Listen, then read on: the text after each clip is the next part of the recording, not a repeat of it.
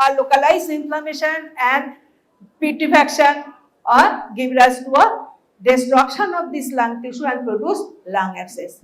What is the cause? The cause may be a primary or it may be a secondary. When it is come in the primary as a normal lung tissue, without any injury or without any lesion in the lung, they produce a lung abscess.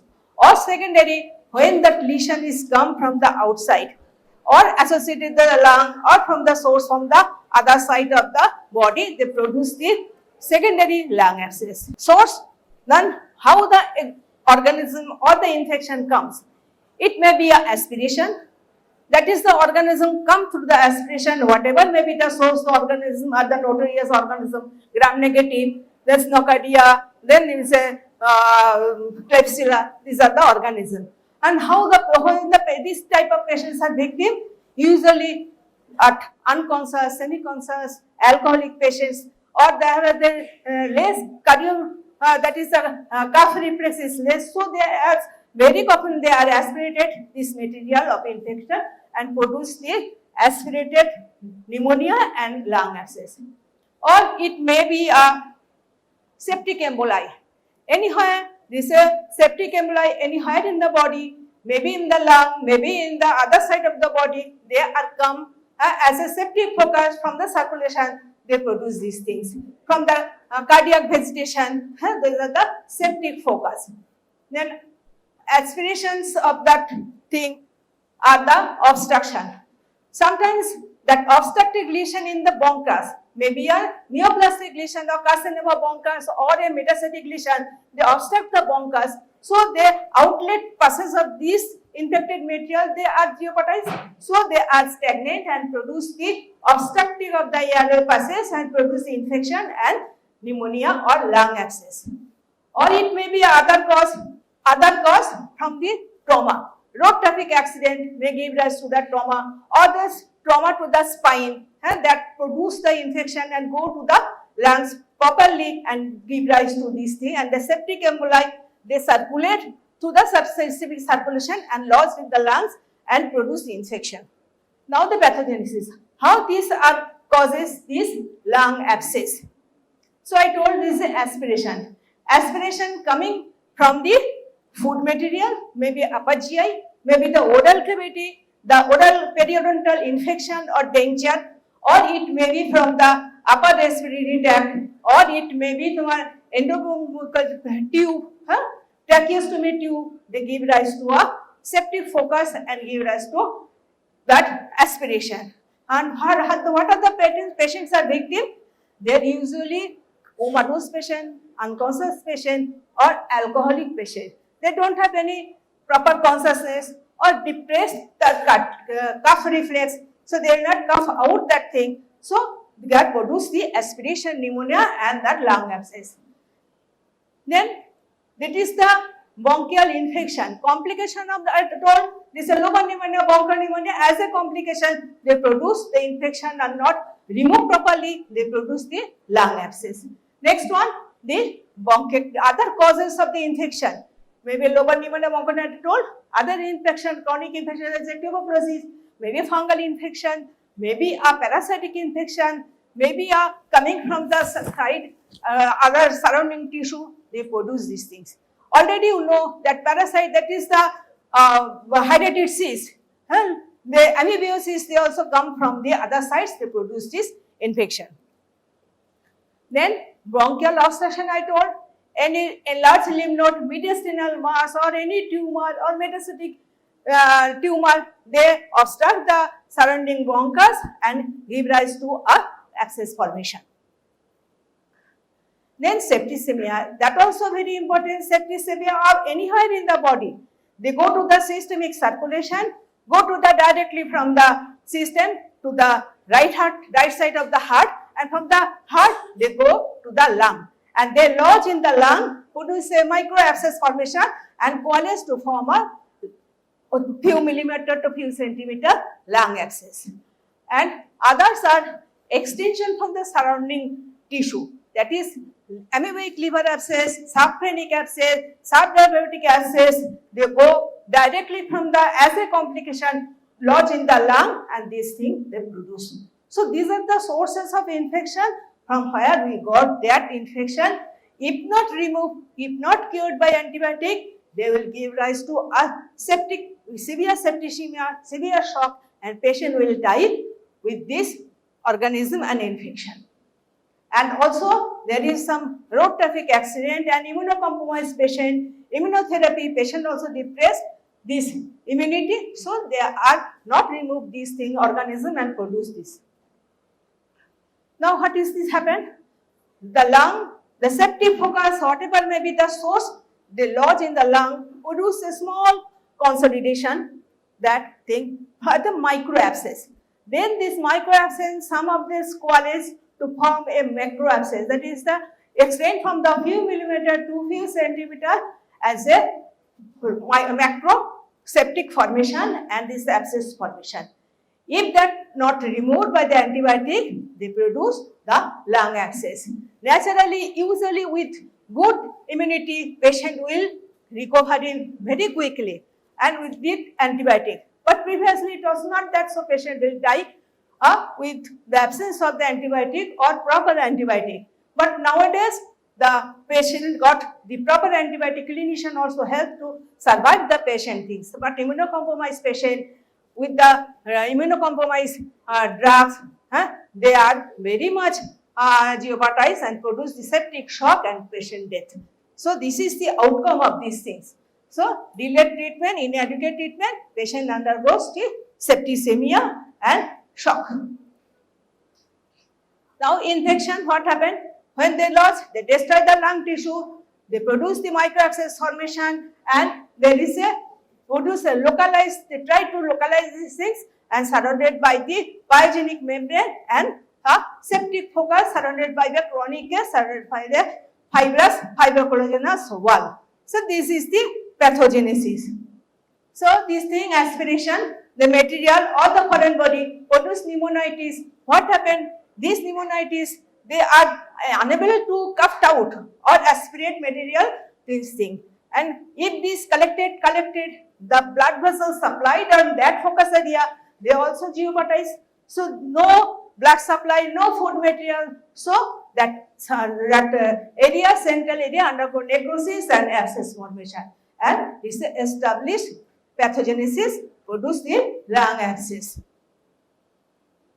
Now what are the risk factor of this case? Risk factor, what are those patients are sufferer?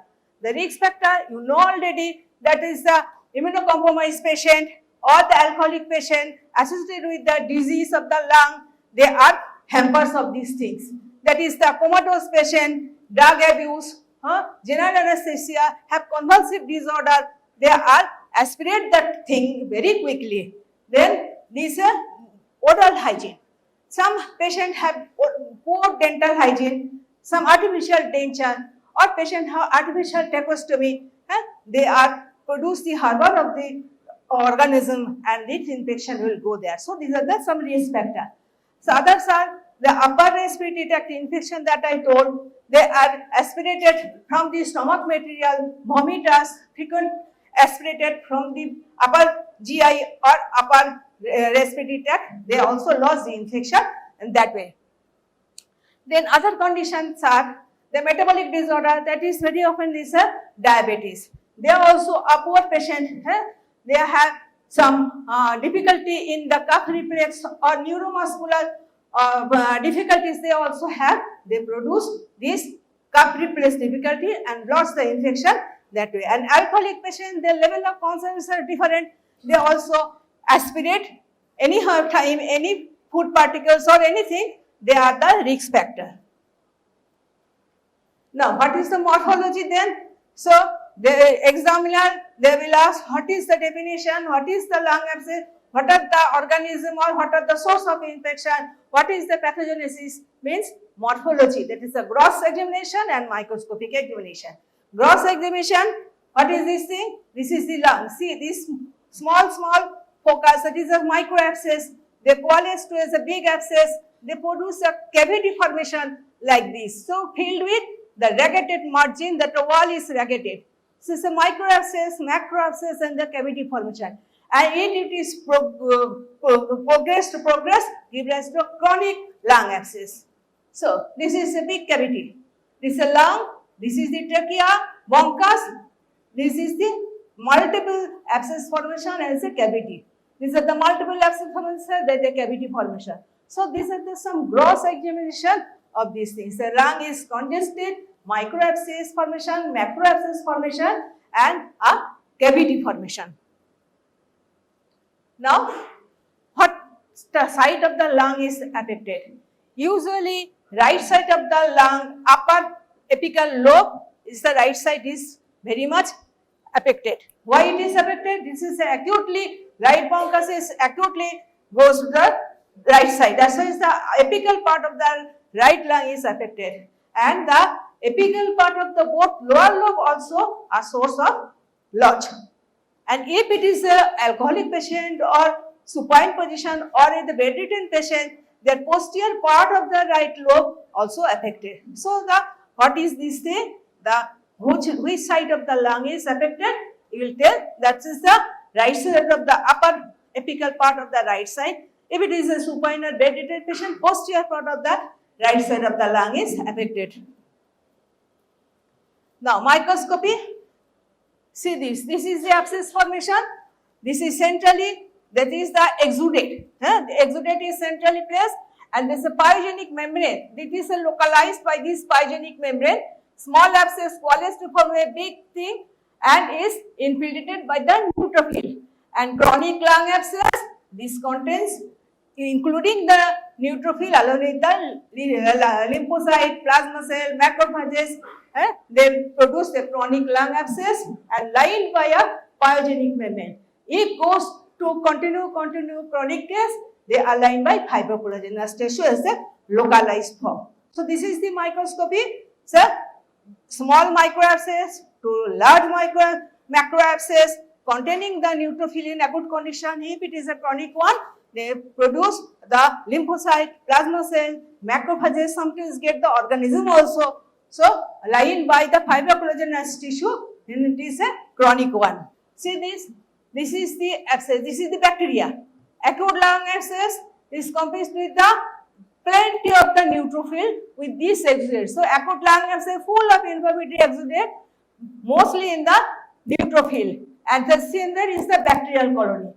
You can easily identify the bacterial colony if it is not possible for us, but nowadays in autopsy lungs are not coming due to this antibiotic, but previously variable we can get that autopsy material with this acute lung abscess patient after death and autopsy.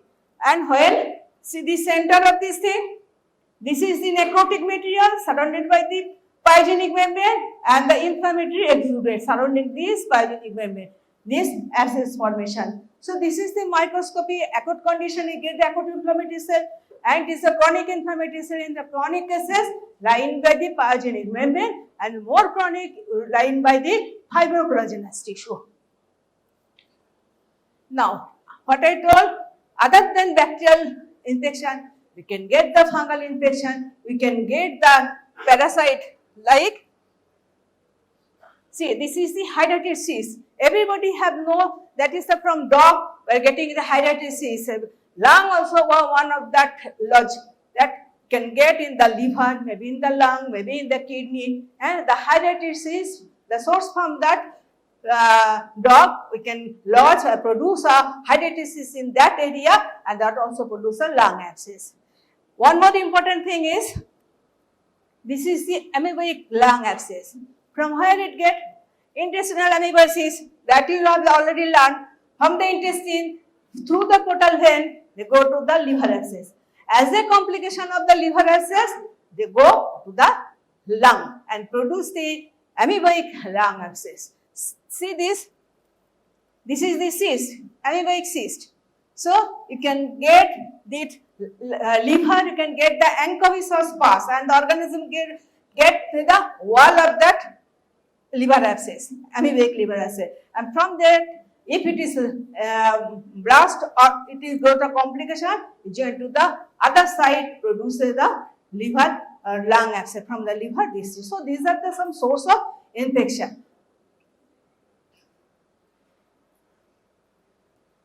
Now clinical, how is manifested?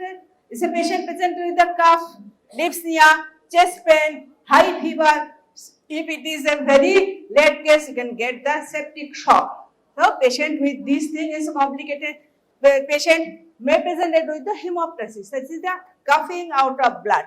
You know what is hematemesis and what is hemoptysis, that you know. Coughing out of the stomach, it is a hemoptysis, hematemesis, that is the coffee ground is color due to acid hematine formation. This is a coffee ground in color, that is a hematemesis. But hemoptysis is a fresh blood, so it is a coming out of fresh blood is called hemoptysis. Patient will tell it is a coming out of blood, but from the color you can really identify, appreciate that is the what is the difference between a hemoptysis and what is the definition hematemesis.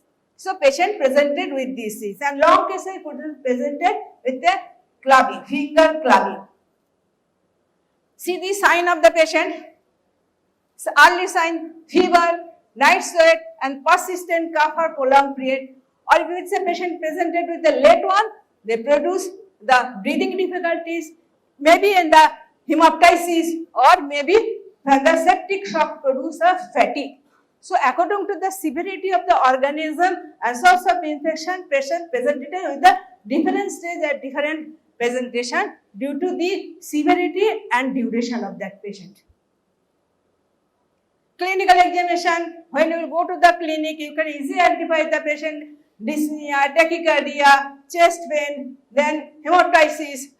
According to the stage of this disease, patient presented with this thing, and if you auscult that patient, that is the no bass sound, the dullness due to the abscess formation, the auscultation, this is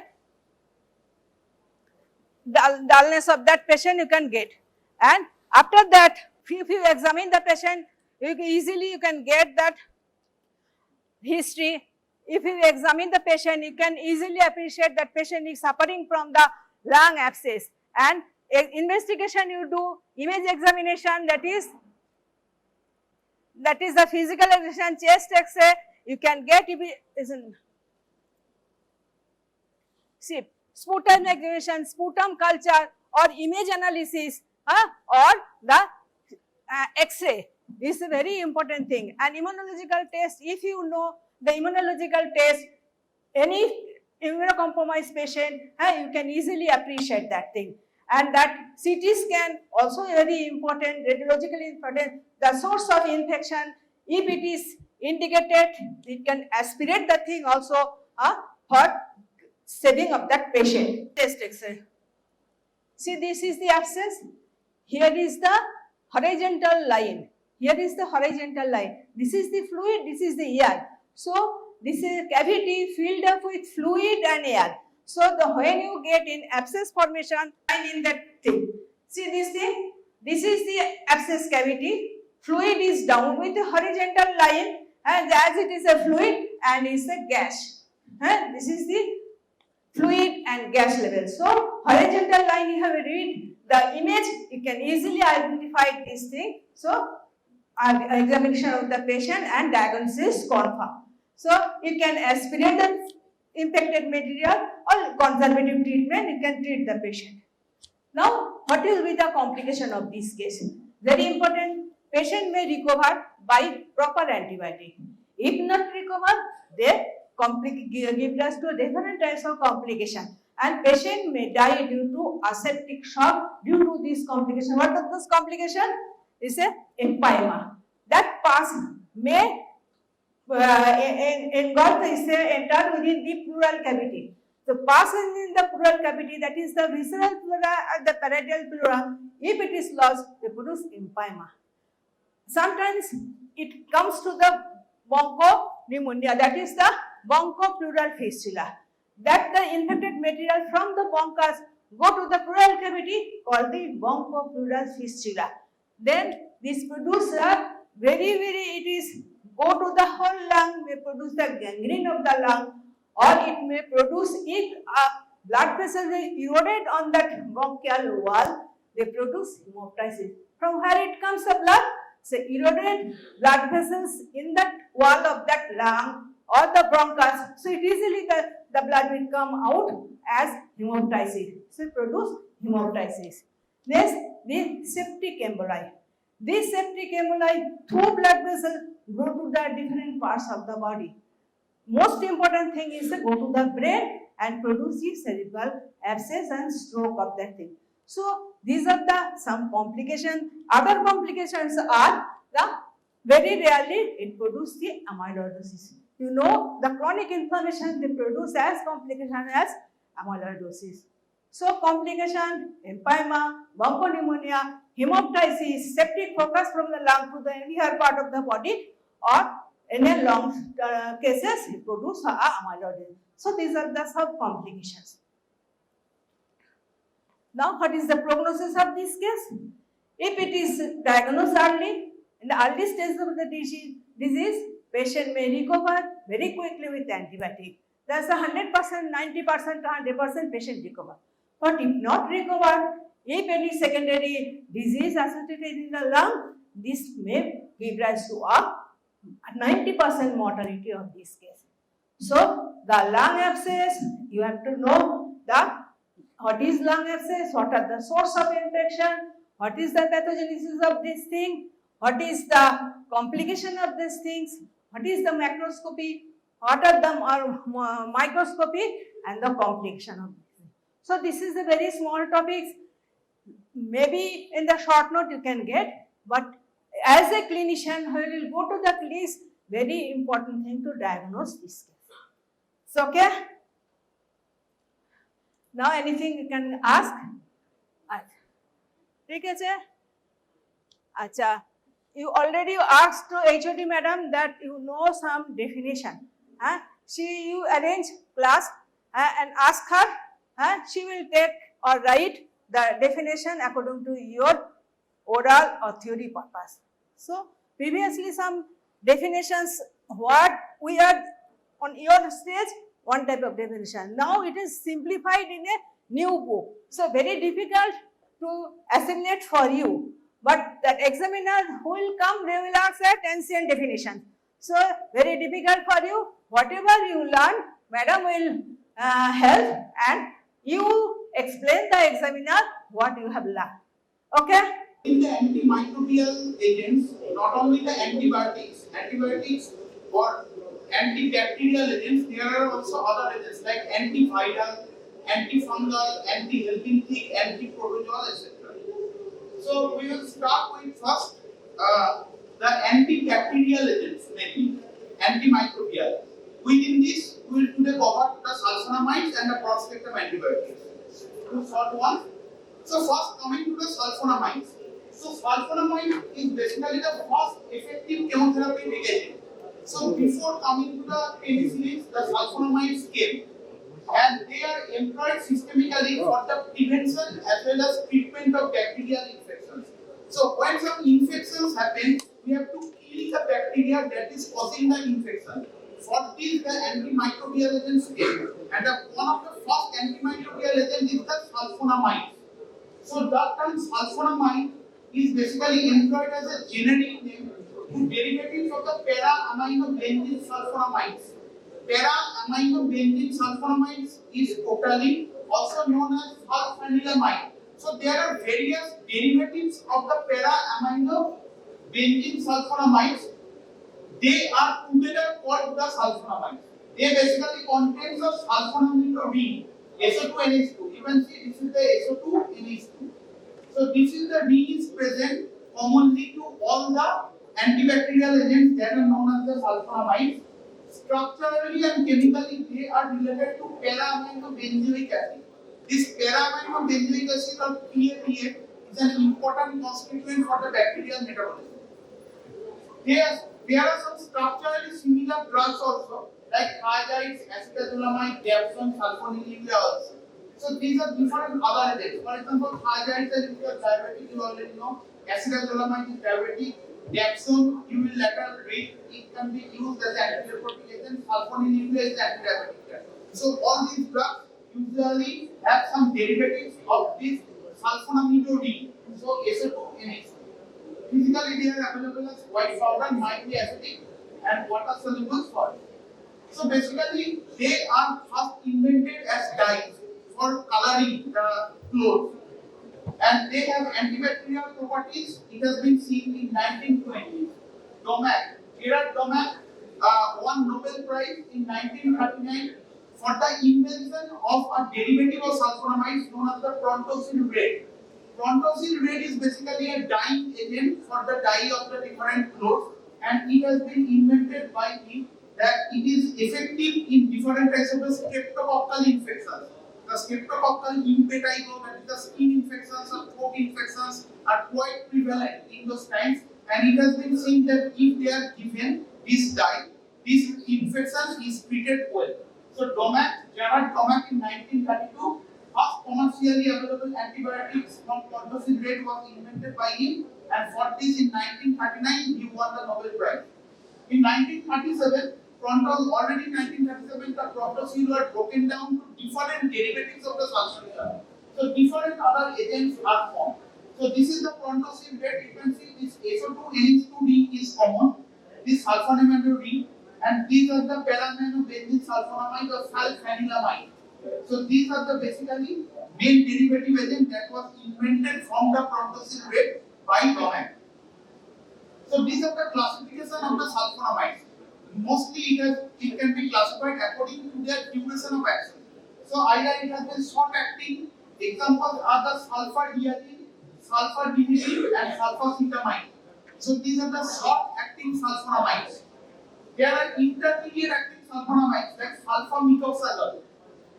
Long acting sulfonamides are there like sulfamethoxypyrazine, sulfadoxine, and sulfadimethoxine. So basically these are different derivatives by changing the groups in the sulfonamide ring.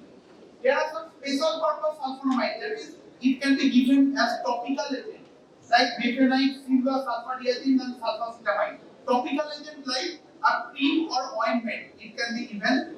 And for the ulcerative colitis, this is an inflammatory bowel disease, and here the sulfosalazine, another derivative of the sulfonamides, can be used. That is, from this you can see that sulfonamides not only can be used as an antimicrobial agent, it can be used in inflammatory bowel disease like ulcerative colitis also, where this sulfosalazine agent is used. So these are the names of the sulfonamides which you have to remember: short acting, intermediate acting, long acting, and some special purpose sulfonamides. So antibacterial properties. So what is the spectrum of the sulfonamides and against whom it can act? So this is known as the antibacterial properties. Basically, it is a bacteriostatic agent against the gram-positive and gram-negative both bacteria. So there may be, the bactericidal agent or bacteriostatic agent. Bactericidal directly kills the bacteria, and bacteriostatic agent just controls the proliferation of the bacteria. And in fact, it has been seen that in some of the antimicrobial agents, in different doses, they can be bacteriostatic or bactericidal.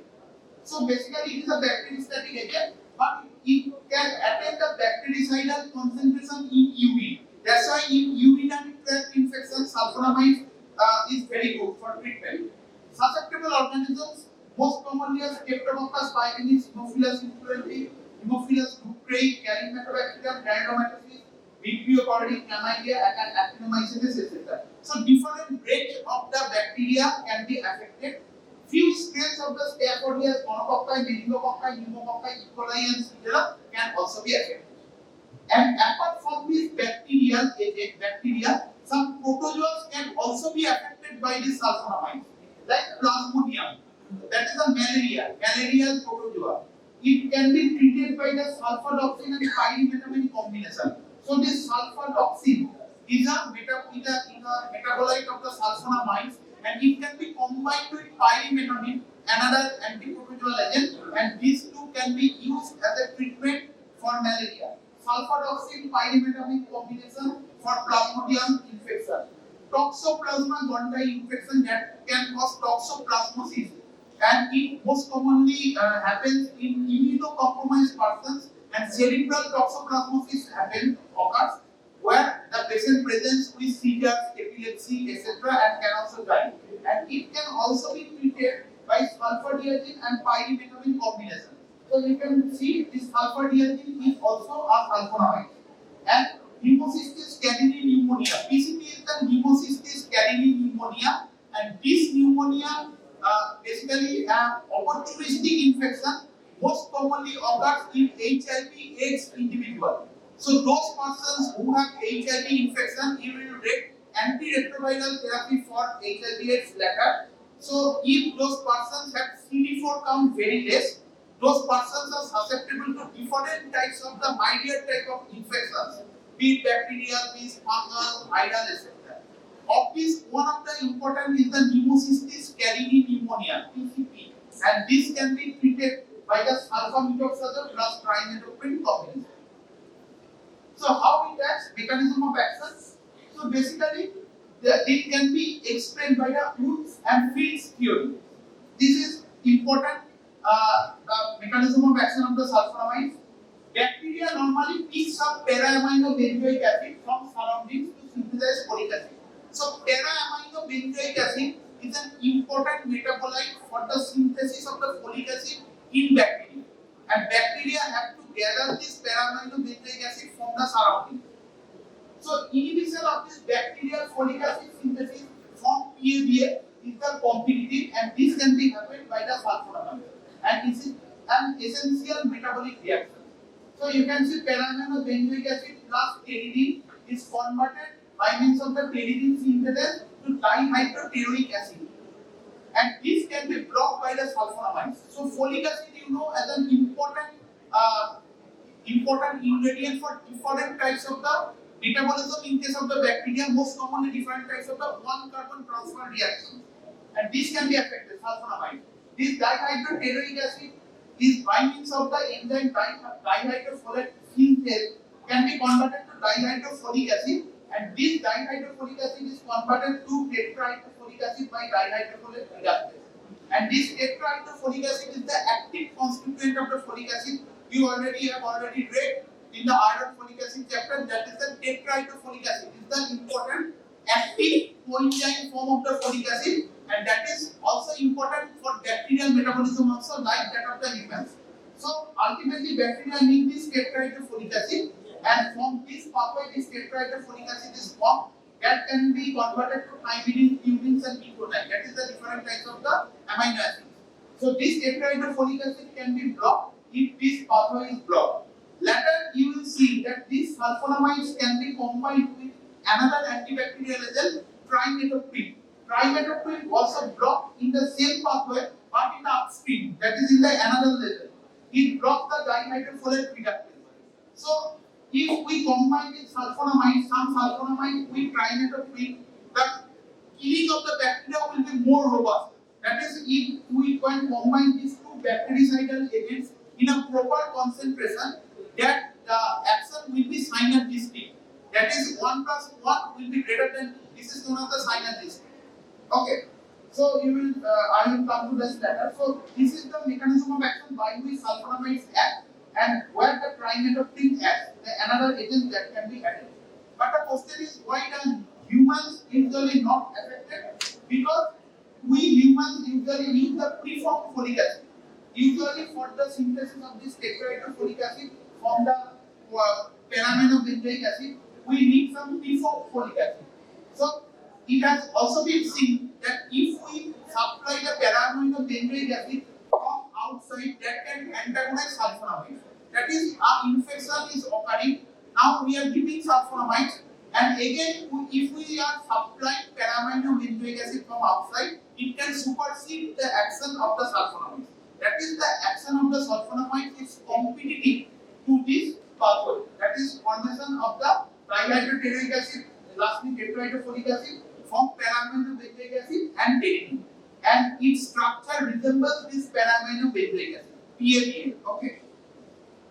So now it has been seen that many bacteria become resistant to these sulfonamides.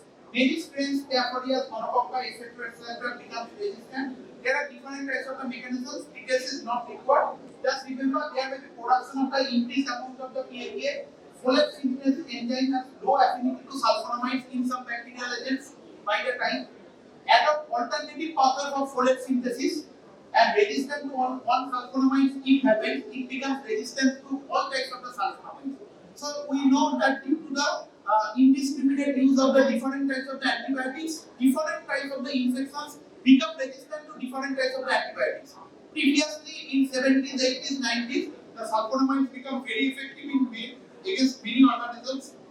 Now it has been seen that many organisms develop resistance. So kinetics is rapidly and completely absorbed from the gastrointestinal tract. Plasma protein binding differs between the different agents metabolized by acetylation. So there may be slow acetylated and fast acetylated according to the genetic makeup of individuals. So the pharmacokinetics of two different individuals can differ according to the acetylation status. Acetylated product is excreted in urine. So if more toxic than parent compound. So if there will be more sulfonamides in our body and more metabolites are getting excreted to urine, there may be a chance of a condition known as the crystalluria. That is, the crystals of the metabolite of the sulfonamides are excreted to urine, and if it becomes more, that can block the urine flow. So crystalluria can become a problem. That's why if the patient is given sulfonylurea, the patient is asked to take more amount of the water, okay? And it is reabsorbed in tubule. So it is according to the half-life of the sulfonamides. So short-acting, intermediate-acting, long-acting, etc. So now coming to the sulfoxazole, different agent.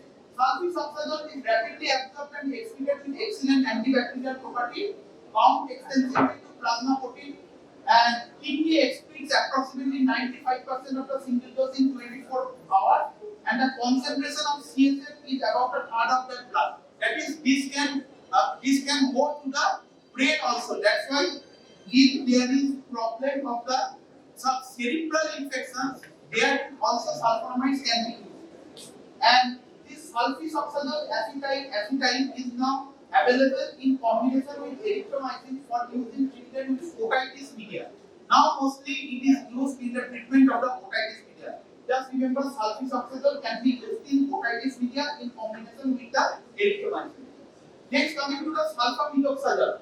It is a close congener of the sulfoxazole administered orally and employed for systemic and urinary tract infections.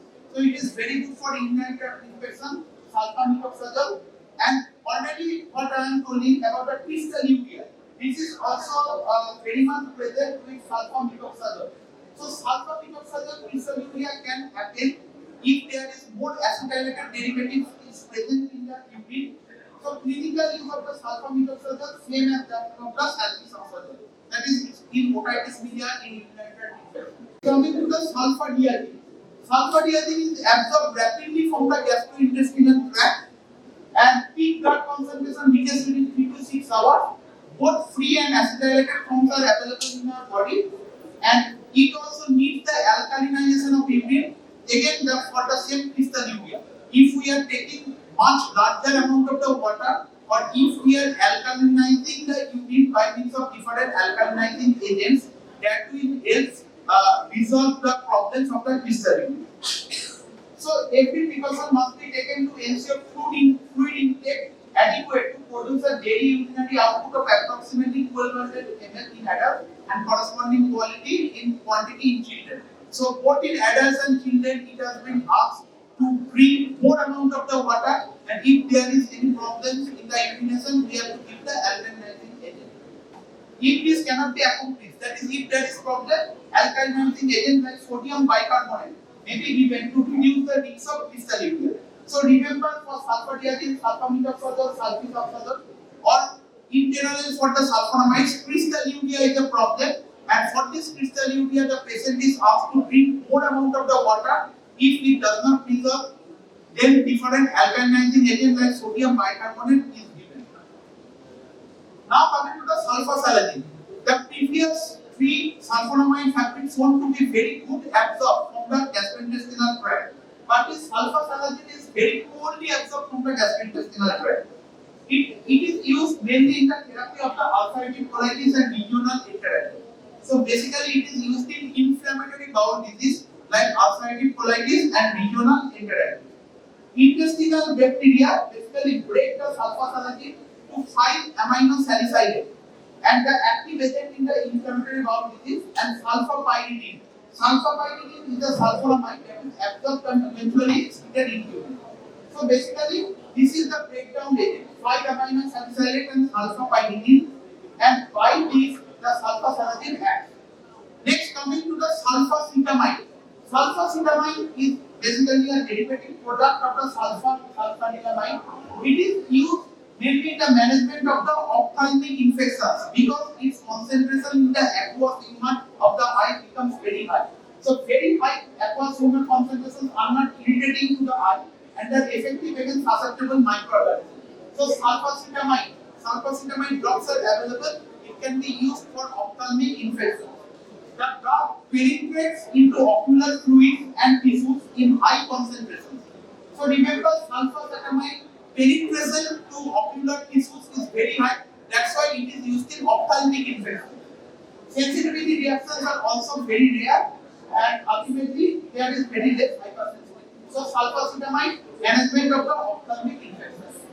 Next, coming to the silver sulfadiazine. Silver sulfadiazine is basically used as a cream or ointment, that is the topical agent, to reduce microbial colonization and the incidence of infections from burns. So when the burns happens, usually in the first degree or second degree burns, there is more chances of the infections because the upper layer of the skin becomes lost. So here the silver sulfadiazine acts very well. Should not be used to treat an established deep infection. So when there is deep infection or third degree burn, the systemic antibacterials should be used, not the topical agent. So silver is very slowly from the preparation in concentrations that are selectively toxic to the microorganisms. And bacteria may develop resistance to silver sulfadiazine. So adverse reactions are burning, rash and itching, and it is considered an agent of choice for the prevention of burn infection. So silver sulfadiazine, it can be used for the burn infections.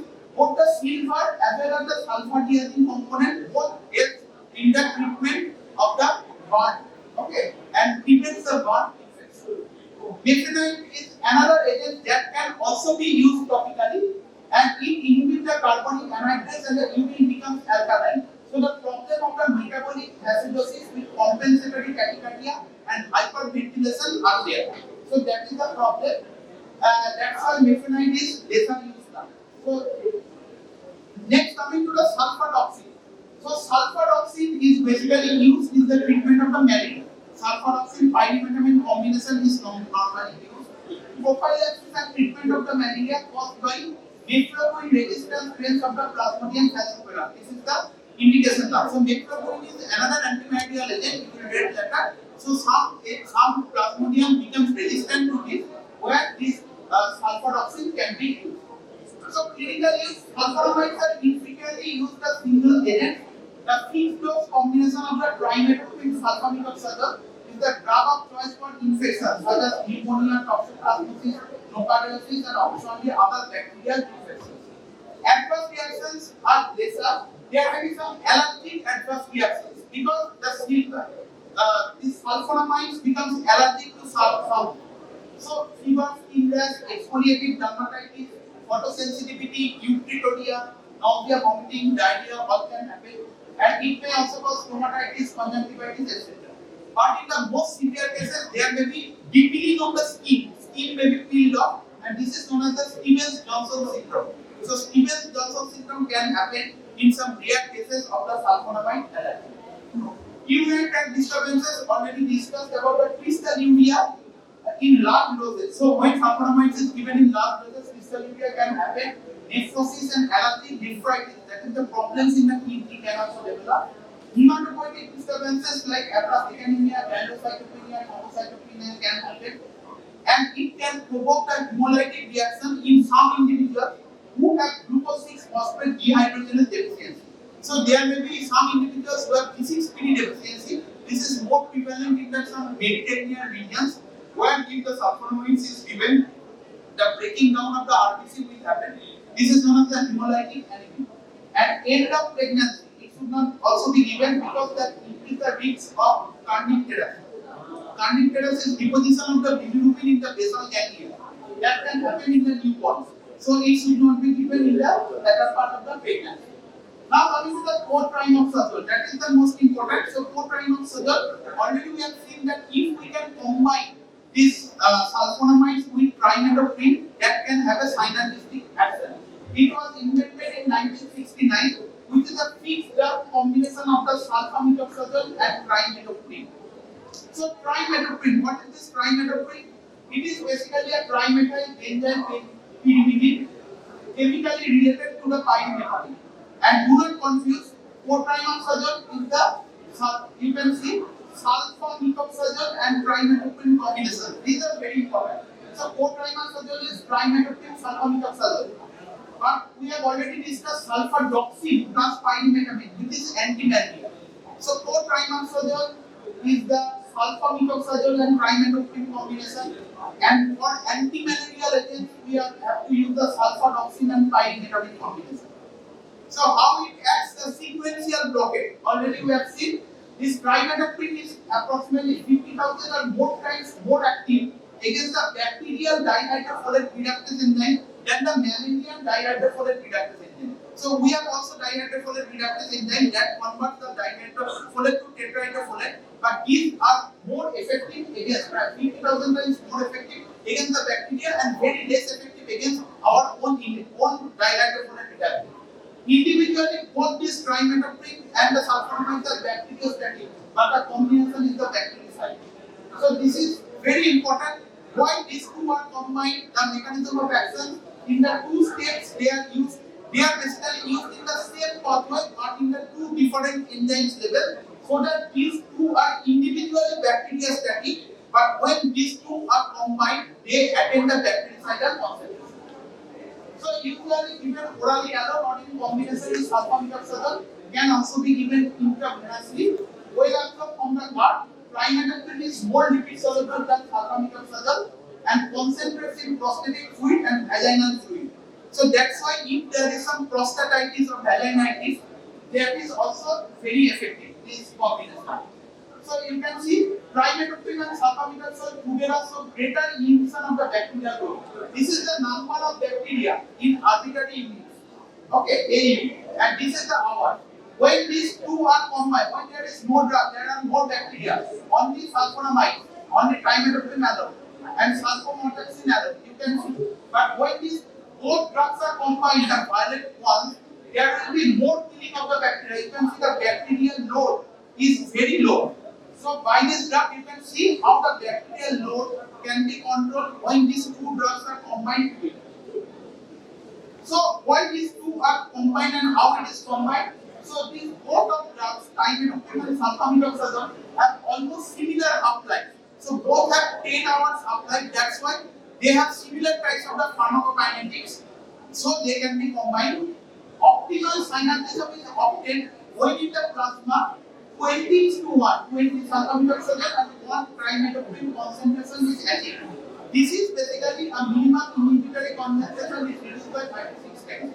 So in the plasma, this 20:1 concentration, if it is there, that ultimately causes killing of the many bacteria. And this 20:1 concentration in plasma can be obtained if we are concentrating the original drug in the 5:1 ratio. That is 800 milligram into 160 milligram. So basically, because trimethoprim has large volume of distribution and enters many tissues, so plasma concentration is low. That's why if we are combining this into 5:1 ratio in the plasma, it will reach to 20:1 ratio because the trimethoprim has large volume of distribution than the sulfomethoxazole and it enters many tissues. So in many tissues where there are bacterial infections, that will be killed. So it is clear. So for the killing of the bacteria, we need 20:1. 20 sulfomethoxazole is to 1 trimethoprim concentration in the plasma. It is the plasma concentration of the killing of the bacteria.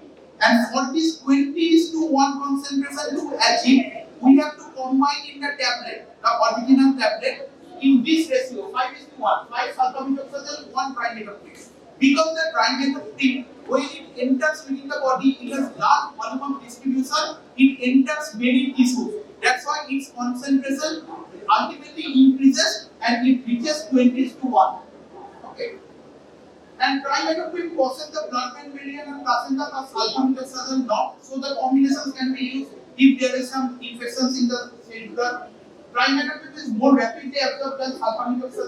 It is 45% plasmaprotein bound plus sulfonamides 65%, and it is partly metabolized in liver.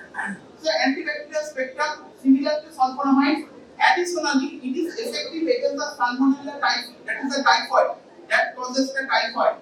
Serratia, Klebsiella, Enterobacter, Yersinia, and Pneumocystis jirovecii and Pneumocystis carinii. That is already discussed. Pneumocystis carinii pneumonia. Sulfonamide resistance traits happen, but it is less. Resistance are slow to develop than the sulfonamide by mutational changes of plasmid-mediated wave. So this is the bacterial spectrum. So originally, all the bacteria are different gram-positive and gram-negative that are sensitive to the sulfonamides, as well as different other important ones like typhoid, Serratia, Klebsiella, Enterobacter, Yersinia. Yersinia pestis causes plague. That's why for plague it is an important agent. Pneumocystis carinii pneumonia as well. So why it is used? Uncomplicated infection of the lower urinary tract, like cystitis, chronic and recurrent urinary tract infections. It is used. Respiratory tract infections like lower and upper chronic bronchitis, faciomexillary infections, otitis media due to gram-positive cocci and Haemophilus influenzae. Typhoid, already I discussed. So for typhoid it is an important agent. Bacterial diarrhea and dysentery due to Campylobacter, E. coli, Shigella, etc. Pneumocystis jirovecii pneumonia, severe pneumonia, prophylactic use of the AIDS patients with neutropenia. Xanthoid is caused by Haemophilus ducreyi. So xanthoid is basically a sexually transmitted disease. So this can be treated by the cotrimoxazole also, alternative to penicillin in acanthocytosis patients and cephalosporins. So these are the uses of the cotrimoxazole. Very important, cotrimoxazole, that is short note, a long question or in fiber. Why it is combined? What are the benefits of the cotrimoxazole? What are the antibacterial spectrum? And what are the uses of the cotrimoxazole? So with the urinary tract infection, treatment of the uncomplicated lower UTI, it has been given. Usually the combination is used. Trimethoprim, because is not required. Remember, for urinary tract infections, cotrimoxazole is an important agent. Bacterial respiratory tract infections, it is also an important agent, but it should not be used to treat the streptococcal pharyngitis because it does not eradicate the microorganisms. Because why this eradication is important? Because this streptococcal pharyngitis, if eradication does not happen, that can reach to the heart and rheumatic heart disease can happen. This is also known as the rheumatic heart disease. Rheumatic heart disease can happen if the sulfonamides or cotrimoxazole is given in the pharyngitis. So it should not be given in pharyngitis, it should be given in other respiratory tract infections. Gastrointestinal infections, it can also be given because it is not required. And infections by Pneumocystis jirovecii, that is the Pneumocystis carinii pneumonia. Same thing, that it happens in HIV individuals or AIDS individuals or neutropenic individuals who are immunocompromised. And cotrimoxazole, remember, is an important agent for still now. It's an important agent for treatment of this opportunistic infection. Prophylaxis in neutropenic patients, the same thing. So neutropenia is when the neutrophil count becomes less. This may happen due to chemotherapy in the cancer or due to other immunocompromised agent use. And in all these cases, cotrimoxazole can be used. And apart from this, miscellaneous infection like nocardia infection, it can be used.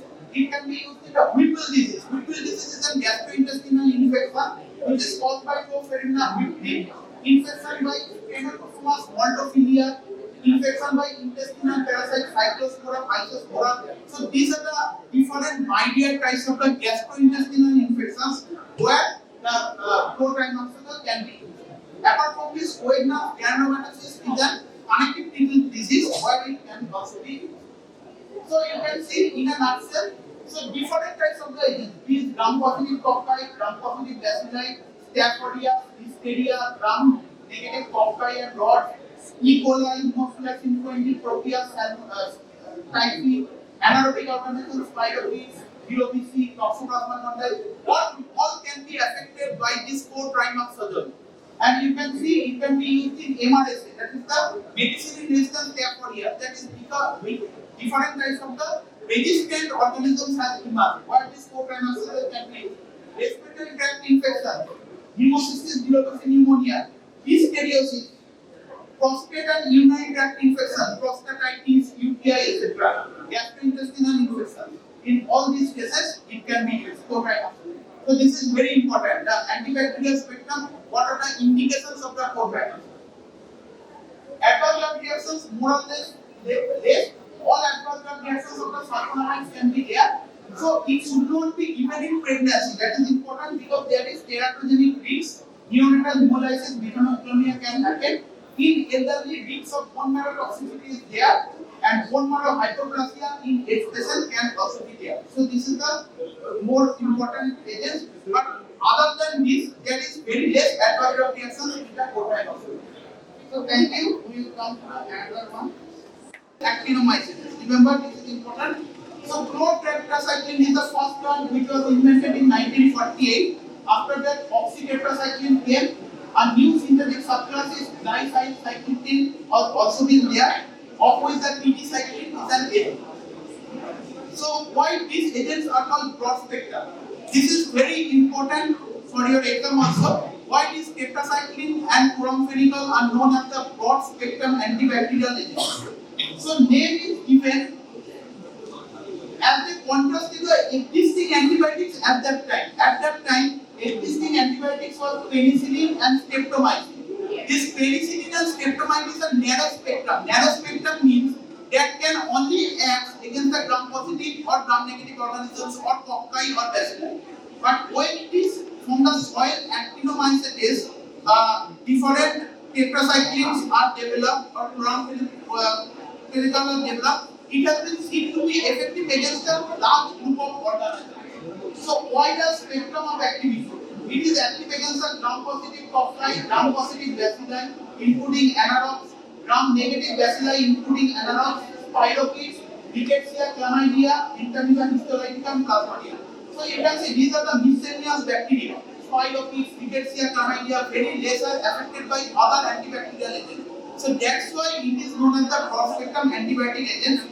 But the problem is due to the injudicious use, most of these broad spectrum antibiotics become resistant to many organisms. That's why it is used in selected cases. So tetracyclines. So tetra. That is why there are 4 rings. So class of antibiotics named for the nucleus of the 4 hydrocarbon rings. 4 hydrocarbon rings are there. All are obtained from the soil actinomycetes. It can be divided into either naturally occurring or semi-synthetic. Naturally occurring tetracyclines are tetracycline, chlortetracycline, oxytetracycline, and dimethyl. Of this, chlortetracycline is not now used nowadays. Tetracycline, oxytetracycline, dimethyl is used. Within the semi-synthetic, doxycycline, minocycline, and tetracycline. These 3 are not used now.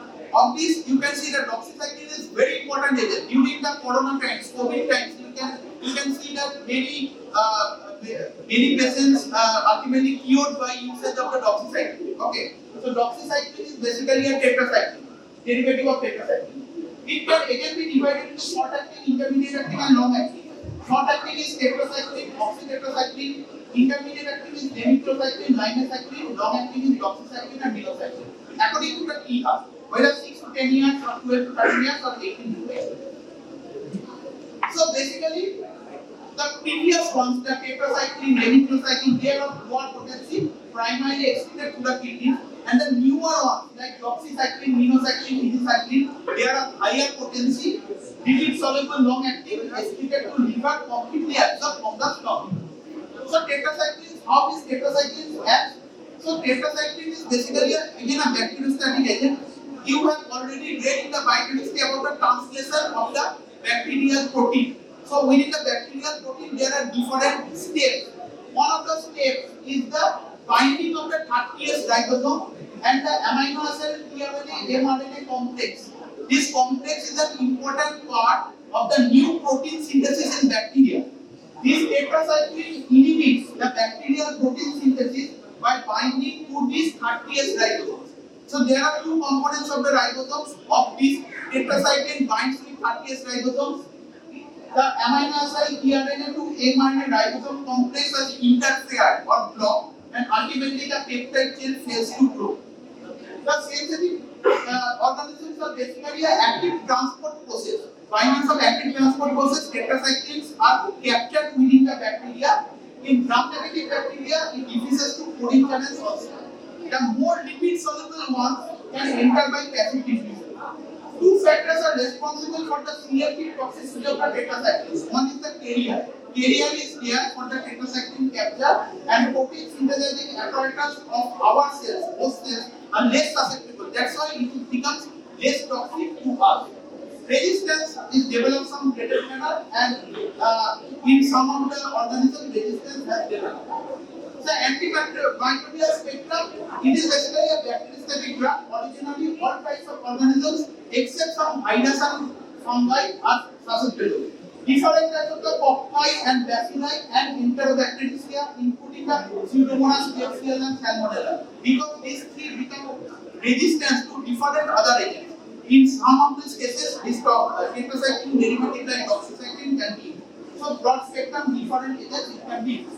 Adverse effects are lesser GI disturbance can occur due to irritation, but the problem is super infection because they have broad spectrum. So disturbance in the normal flora. So within our gastrointestinal tract, there are some commensal bacteria. These can be killed by these tetracyclines also. So super infection with other agents like candida that can lead to candidiasis, cephalosporins enteritis by means of the staph aureus, or pseudomembranous colitis that can be caused by Clostridium difficile. It can happen. Of this pseudomembranous colitis infection due to super infection is very dangerous. That can lead to perforation of the gut and can lead to death also. And difference of the diarrhea, how it can differ between this pseudomembranous colitis diarrhea and other diarrhea. So causes or RBC can be present in this diarrhea, but it will not be present in other types of the irritant diarrhea. Liver damage, kidney damage, phototoxicity can happen. Of this, the important is the phototoxicity. All these tetracyclines are susceptible to sunlight, and ultimately that leads to skin rashes, erythema, brown tag, discoloration of the nail, loosening, and within the teeth and gums, it can also lead to discoloration. So brown discoloration can happen because this tetracycline binds with the other agents, so calcium tetracycline chelate can be formed. So deciduous teeth can be affect the crown of the permanent anterior dentition. And in pregnancy and childhood, it can lead to temporary suppression of bone growth. That's why it should not be given in pregnancy. It should not be given in children also, because they can hamper the bone growth. They can hamper the teeth. Okay. So it can be used in empirical therapy in mixed infections. So different types of the infections are there. Rickettsial infection, atypical pneumonia, brucellosis, plague, bubonic and pneumonic plague. In plague also it is an important agent. Apart from this, urinary tract infection, some falciparum malaria, MBBS, community acquired pneumonia, active vulgaris, COPD, it can be used. So these are the uses of the tetracycline. Penicillin is a newer agent that can be used intravenously, mainly used in treatment of serious and hospitalized patients of community acquired pneumonia. So community acquired pneumonia or the patient is already in the ventilation, already present in the hospital in those cases. Complicated skin and skin structure infections, complicated intra-abdominal infections caused by enterococci, anaerobic and enterobacteria. So in these cases, penicillin, which is a derivative of these tetracyclines, can be used. This is basically a glycine, but it is not recommended for hospital-acquired infections. It has been seen to be high mortality. It is not suitable for urinary tract infection. It is only used for community-acquired pneumonia, complicated skin infections, and complicated intra-abdominal infections. These three, remember, the penicillin. Lastly, coming to the chloramphenicol. So chloramphenicol is obtained from the Streptomyces venezuelae, which is another organism from which it can be used. This is the chemical structure. Now, all the chloramphenicol obtained are the synthetic products. They have nitrobenzene ring, which have antibacterial properties. So the antibacterial property occurs due to this nitrobenzene ring. The mechanism of action is again interfering protein synthesis. They interfere with transfer of the elongating peptide chain to the newly attached amino acid tRNA to the ribosome mRNA complex. So this attached with the previous ribosome. Tetracycline attached with the 30th ribosome. it attaches with the 50S ribosome and blocks the peptide elongation. So you can see, so different types of the antibacterial agents act at the different levels of the protein synthesis. You have already read this in the biochemistry, just revise this. So these are the steps. These are the steps of which you can see the two. This is the area where the tetracycline acts. So tetracycline acts at the 30S ribosomal subunits and inhibits the amino acid tRNA attachment. You can see this is the attachment to the A site, acceptor site. So this is the peptidal site, this is the acceptor site. The attachment of the amino acid tRNA to the acceptor site is inhibited by the tetracycline, and chloramphenicol is the 3. This binds to the 50S ribosomal subunit, interferes with the peptide bond formation and the transfer of the peptide from this peptidyl site to the acceptor site. So you can see, so this is the area where the tetracycline acts. This is the area where the chloramphenicol acts. You will read the other antibacterial agents also act in different levels. So here the tetracycline acts, here the chloramphenicol acts. Chloramphenicol attaches with the 50S ribosomal subunit. It interferes with the peptide bond formation and transfer of the peptide chain from the peptidyl site to the acceptor site. Okay. So basically, it is a highly effective against Salmonella typhi. Until 1980s, chloramphenicol is the main agent for the treatment of the typhoid. But now, most the Salmonella typhi becomes resistant to the chloramphenicol. Now it is more effective against the Haemophilus influenzae, Bordetella pertussis, Neisseria meningitis, less active against gram-positive cocci spirochetes, and it is not effective against the chlamydia, entamoeba, and plasmodium. Again, the resistance developed and the mechanism of resistance mainly are plasmid. So plasmid mediated resistance of the chloramphenicol happens. That's why chloramphenicol previously it is very much susceptible to different organisms. Now mostly it becomes resistant. Adverse effects. This is also an answer. That's why it is used. Many of the chloramphenicol ultimately leads to bone marrow depression in many individuals. So it is a notorious causes aplastic anemia, granulocytosis, thrombocytopenia. That is when it is given in some individuals, the blood corpuscles becomes compromised. That's why these may be non-dose related or dose and duration related. Non-dose related becomes it is rare, unpredictable but serious. Aplastic anemia. That is from the bone marrow, different RBC, WBC platelets are not growing that it should be grown. So non-dose related idiosyncratic reactions can happen, and dose and duration of therapy related myelosuppression. So if it is given for longer duration of time or larger doses, that also leads to aplastic anemia or thrombocytopenia, etc. So remember, bone marrow depression is an important adverse effects of the chloramphenicol. Apart from these irritative effects and hypersensitivity is there. And within the children, within the newborns, another important adverse effect is the Gray baby syndrome. This is also important for your exams. So Gray baby syndrome develops 2 to 9 days after dose of approximately 100 mg per kg. Within 24 hours, the baby starts to vomit, stops eating, rapid and irregular respiration starts, abdominal distension happens, periods of the cyanosis and loose green stool happens.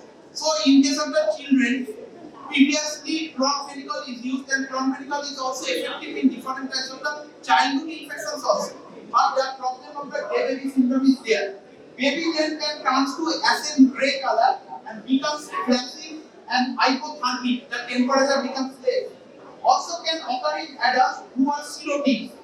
Death in 40% of the cases due to cardiovascular collapse, and due to this happens due to inability to metabolize and excrete chloramphenicol. So within the adverse effects of chloramphenicol, remember in case of the children, Gray baby syndrome can happen within 2 to 9 days after dose of 100 mg per kg. So where it is used, enteric fever mainstay in the past, but very less used nowadays. Meningitis, it is now mainstay. As second line to third generation cephalosporin. You will read the cephalosporins later. Cephalosporins, third generation cephalosporins out of the indication of the choice. But if it is not used, it is not responding like chloramphenicol is given. Meningococcal meningitis, Haemophilus influenzae, anaerobic infections like bacterial tract, intraocular infections like endophthalmitis can be used, and it can be used as second choice agent, second brucellosis, urinary tract infection, rickettsial infection, conjunctivitis, external ear infections also. So this is all about the tetracycline chloramphenicol. So within the sulfonamides, the important one of the different names of the sulfonamides, what are the long-acting, short-acting, intermediate-acting. Okay. Next is what are the sulfonamides that can be used as topical agents in burns? What are the sulfonamides that can be used in inflammatory bowel disease? What are the sulfonamides that can be used in the treatment of malaria? These three are very important for your MCQs or your IVs. And then coming to the combination, that's the cotrimazole, very important for your short notes, fiber, etc. Important why the cotrimazole, these two are combined. Why this is combined? The pharmacokinetics, what are the ratios it should be combined, etc. And what are the indications why this cotrimazole is given. Within the broad spectrum antimicrobials, tetracycline, chloramphenicol, the mechanism of action mainly in the protein translation machinery. The important question is why these are called broad spectrum antibiotic agents. Very important for your viva. Why chloramphenicol is lesser used now? One is resistance due to arthrosmic. Next is different types of the adverse effects. Most commonly the bone marrow suppression. Bone marrow suppression, aplastic anemia, that can be dangerous. That may be dose related or non-dose related. This is important because non-dose related. Because if we know that this is a dose-related adverse effect, we can decrease the dose. But for chloramphenicol, non-dose-related adverse effect can also happen. That is, for a very tiny doses of the chloramphenicol can also lead to disastrous consequence of the aplastic anemia, and in children that can lead to grave disease. So this is all about it. Thank you.